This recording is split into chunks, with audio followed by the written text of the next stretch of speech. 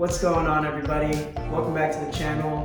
My name is Alonso, and today I'm going to be going over with you 3 really fun challenges that you can do on a Rodeoline. Let's get started, and let's go straight into challenge number 1. So the very first challenge that I've come up with for this video are hand taps. And essentially what that means is that you're standing on the line and you squat down low enough so that you can actually grab the line with one of your hands. If you want to keep this on the easier side, simply squat down in your dominant position and use the hand that you would normally pull the line with on your sit start or chongo mount to grab the line. Essentially what you're doing, you're kind of reversing your sit start or chongo mount, like I said, whatever it is that you do, but you're not actually sitting all the way down on the webbing, you're just squatting. Now, this is a really good challenge because it actually will transfer directly to any of the highlining or slacklining that you do in the park, because when you squat on a line, it becomes a little bit harder to balance because you're no longer holding that like broomstick effect where you're standing tall and your balance is up here. Now your balance is down low and any little movement can knock you right off the line. If you want to make this challenge a little bit harder, simply stand in your less dominant positions and use the hands that you normally would never use to grab the line with. So in my case, I would use my left hand to grab the line and then even maybe hop into exposure and do it that way.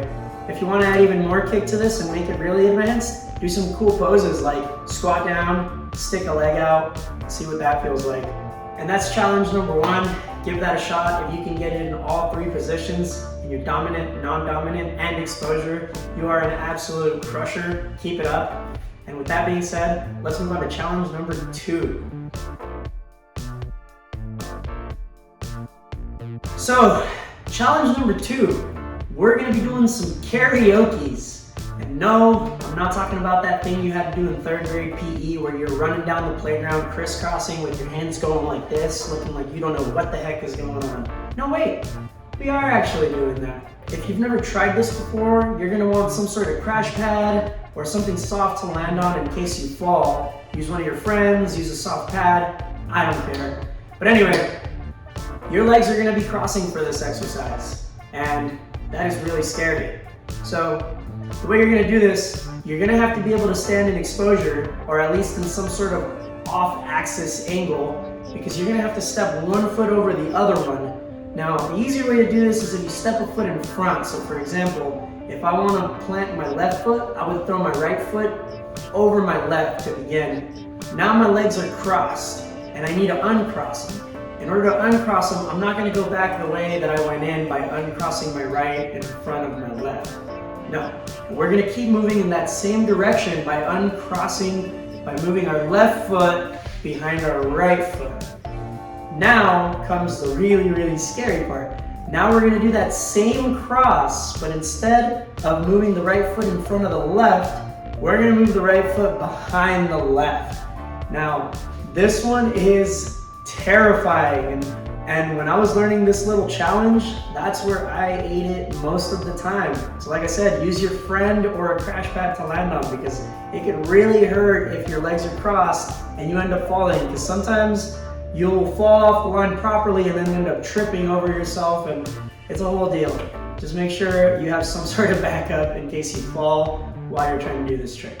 That's challenge number 2. Go give that one a shot. I think this one is really, really tough. And with all that said, let's go on to challenge number 3. But before we do that, if you guys have been enjoying all the content I've been putting out, I try to put something out every 2 weeks, including an additional Slack Tip Tuesday every single week. If you guys enjoy any of that, if you're learning something new, if you laugh every now and then, don't forget, show some love, hit that subscribe button and that like button for the YouTube algorithm. And to everyone that supports this channel financially through Patreon, I want to say, thank you guys so much. You guys are freaking awesome and you guys rock. I appreciate every single one of you.